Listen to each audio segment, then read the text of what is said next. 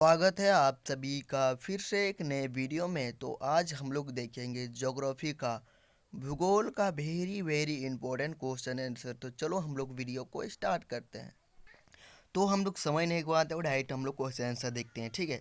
तो first question में दिया गया है कि मानव भूगोल मानव समाज और धरातल के बीच संबंधों का संश्लेषण अध्ययन है, ठीक है। तो यह कथन किसका है, मतलब ये जो बोला है वो किसने बोला था? तो फेडरिड रेडजेल ने बोला था, ठीक है। तो क्वेश्चन हम लोग दो देखते हैं कि रुको और जाओ निश्चयवाद संकल्पना किसने प्रस्तुत किया, मतलब रुको और जाओ निश्चयवाद संकल्पना किसने प्रस्तुत किया, ठीक है। तो उसका क्या नाम था, ठीक है। तो ऑप्शन नंबर ए में देख लीजिए, ग्रिफिथ टेलर था, या एलन सी सैम्पल था, या विडाल डी ला ब्लास था, या लुसियान फेब्रे था, ठीक है। तो दो का क्या राइट आंसर हो जाएगा? तो दो का ऑप्शन नंबर ए हो जाएगा, ठीक है। ग्रिफिथ टेलर हो जाएगा, ठीक है। तो क्वेश्चन हम लोग 3 देखते हैं कि 21वीं शताब्दी के प्रारंभ में, जो 21वीं शताब्दी जो हुआ था उसके जो प्रारंभ में विश्व की जनसंख्या कितनी दर्ज की गई थी, मतलब उस समय जो पूरा दुनिया है उसकी जो जनसंख्या कितनी दर्ज की गई थी 21वीं शताब्दी के दौरान, ठीक है। तो 3 का क्या हो जाएगा? तो क्या हो जाएगा? 500 करोड़ से अधिक हो जाएगा, या 600 करोड़ से अधिक, या 700 करोड़ से अधिक, या 800 करोड़ से अधिक, ठीक है।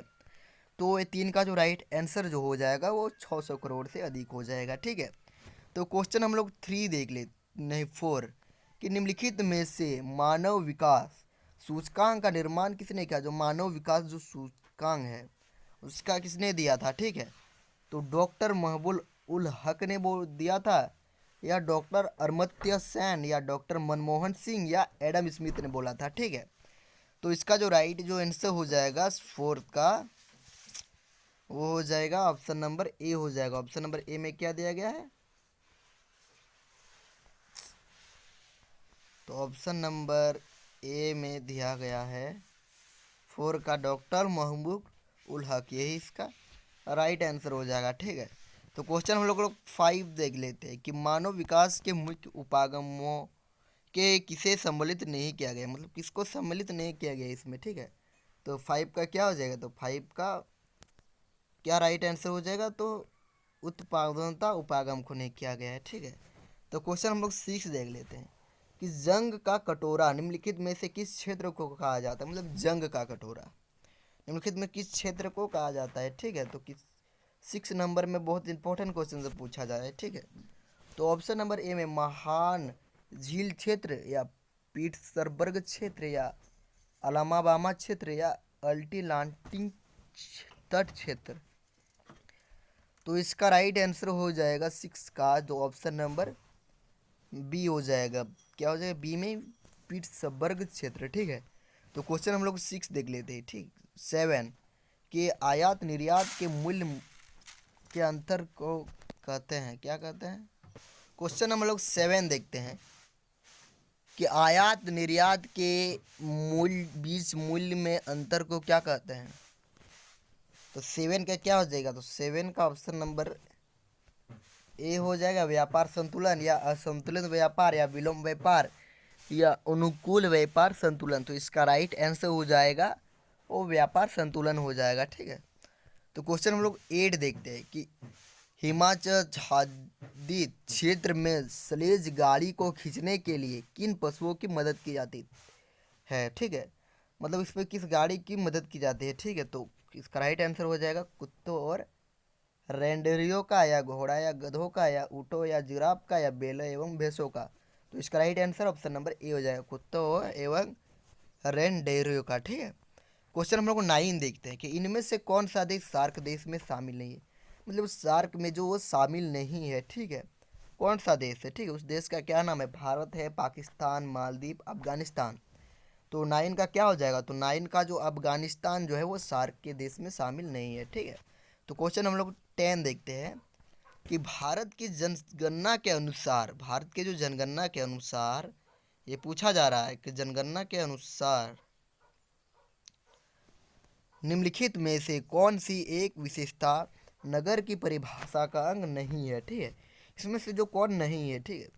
तो जनसंख्या घनत्व 400 से व्यक्ति प्रति वर्ग किलोमीटर, या नगर पालिका निगम का होना, या 75 से अधिक जनसंख्या का प्राथमिक खंड में संकलन, या जनसंख्या आकार 5000 व्यक्तियों से अधिक होना। ठीक है, तो 10 का जो राइट आंसर हो जाएगा ऑप्शन नंबर सी हो जाएगा। ठीक है, 75 से अधिक जनसंख्या का प्राथमिक खंड में संकलन होना। ठीक है, तो क्वेश्चन हम लोग 11 देखते हैं कि जमशेदपुर किस प्रकार का नगर है, मतलब जो जमशेदपुर है और किस प्रकार का नगर है। ठीक है, तो ऑप्शन नंबर ए में दिया गया है औद्योगिक नगर, खनन नगर, पर्यटन नगर, इनमें से कोई नहीं। ठीक है, तो 11 का जो राइट आंसर जो हो रहा है वो औद्योगिक नगर है। ठीक है, कौन? औद्योगिक नगर।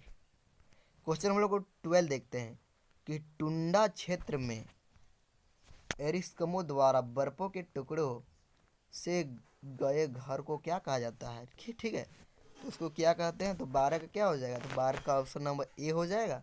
कोरल, कोरल हो जाएगा, इग्लू हो जाएगा, यूर्थ हो जाएगा, इनमें से कोई नहीं। ठीक है, तो इसका राइट आंसर इग्लू हो जाएगा। ठीक है, इग्लू। ठीक है, क्वेश्चन 13 देख लेते हैं कि निम्नलिखित बस्तियों के प्रतिरूप में से कौन सा सड़कों के किनारे विकसित होता है, मतलब सड़कों के किनारे विकसित होता है। ठीक है, तो 13 में क्या हो जाएगा, 13 में ऑप्शन नंबर डी हो जाएगा। डी में क्या दिया है, तो रेखिक प्रतिरूप हो जाएगा। ठीक है, क्वेश्चन हम लोग 14 देख लेते हैं कि निम्नलिखित में से कौन सा संचित क्षेत्र में भूमि निम्नीकरण का मुख्य प्रकार है। ठीक है, तो अवनीलका अपवर्तन, या वायु अपवर्तन, या मृदा लवणता, या भूमि पर सिल्ट का जमाव। ठीक है, तो 14 का क्या हो जाएगा, 14 का ऑप्शन नंबर सी हो जाएगा। क्या हो जाए, तो भूमि लवणता। ठीक है, तो इसका राइट आंसर 14 में भूमि लवणता मतलब यानी कि मुद्रा लवणता, राइट आंसर। ठीक है,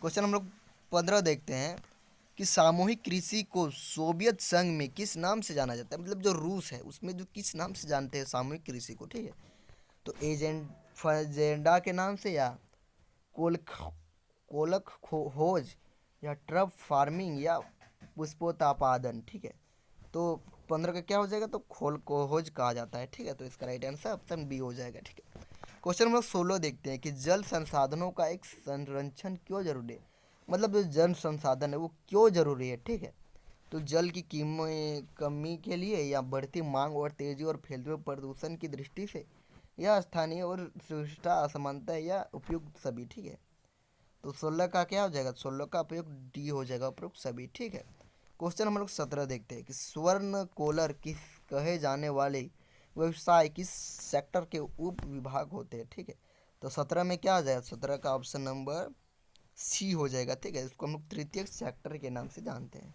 तो क्वेश्चन हम लोग 18 देख लेते हैं कि औद्योगिक किस जननी किस खनिज को कहा जाता है, मतलब उद्योगों की जननी किस खनिज को कहा जाता है। तो 18 का क्या हो जाएगा, ऑप्शन नंबर ए में लोह अयस्क, मैग्नीज, कोयला, तांबा। ठीक है, तो 18 का राइट आंसर हो जाएगा वो हम लोग का लोह अयस्क हो जाएगा। ठीक है, लोह अयस्क की ऑप्शन नंबर ए में दिया गया है।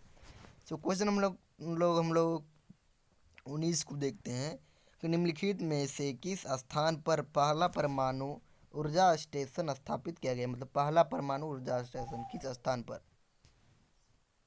तो 19 का क्या हो जाएगा, ऑप्शन नंबर ए में कलपक दिया गया है, बी में राणा प्रताप सागर, ऑप्शन सी में नरोरा, ऑप्शन डी में तारापुर दिया गया। ठीक है, तो 19 का क्या हो जाएगा, तारापुर हो जाएगा। ठीक है, हमको क्वेश्चन नंबर 20 देखते हैं कि जल संभर विकास के प्रवर्धन द्वारा चलाए जाने वाले कार्यक्रम नीरू मीरू का संबंध किस राज्य से है। तो नीरू मीरू का संबंध किस राज्य से है, तो 20 का हो जाएगा आंध्र प्रदेश से है। ठीक है, तो क्वेश्चन हम लोग 21 देख लेते हैं। 21 में दिया गया है कि सवेज नगर किन दो सागरों में को आपस में जोड़ता है, मतलब सवज नगर वो किन दो नगरों के आपस में जोड़ता है। ठीक है, तो 21 का क्या हो जाएगा, तो भूमध्य सागर और लाल सागर को। ठीक है, तो क्वेश्चन हम लोग 22 देख लेते हैं कि निम्नलिखित में से कौन सा घास स्थल ऑस्ट्रेलिया में स्थित है, मतलब स्थित है। ठीक है, तो 22 का क्या हो जाएगा, तो क्या प्रेरी, डाउन्स, स्टेपी, वेल्स, तो डाउन्स हो जाएगा, डाउन्स। ठीक है, तो 22 का ऑप्शन नंबर बी हो जाएगा। ठीक है, क्वेश्चन हम लोग 23 देख लेते हैं कि प्रतिकृष और अपकर्ष कारक उत्तरदायी है, किसमें है? तो 23 का ऑप्शन नंबर ए हो जाए क्या, तो प्रवास के लिए, ठीक है। क्वेश्चन नंबर 24 देखते हैं, ठीक है, कि 2011 की जनगणना के अनुसार भारत में कुल कितने जनसंख्या था, मतलब उस समय का जनगणना का अनुसार 2011 के अनुसार, ठीक है। तो 24 का हो जाएगा 121 करोड़ पॉइंट 0.2 करोड़, ठीक है। क्वेश्चन नंबर 25 देखते हैं, लास्ट क्वेश्चन, कि डायमंड हार्बर किस नदी पर स्थित, जो डायमंड हार्बर है वो किस नदी पर स्थित है? तो ये राइट आंसर हुगली नदी, ठीक है। तो आप लोगों को ये वीडियो अच्छा लगा तो अपने दोस्तों के साथ ज़्यादा से ज़्यादा शेयर करें, और इस चैनल पर आप लोग को नए हैं तो सब्सक्राइब करें, क्योंकि मैं इसी प्रकार आप लोगों के अच्छे से अच्छे वीडियो देने का प्रयास करूँगा। जय हिंद, वंदे मातरम, और नए हैं तो सब्सक्राइब कर लीजिए।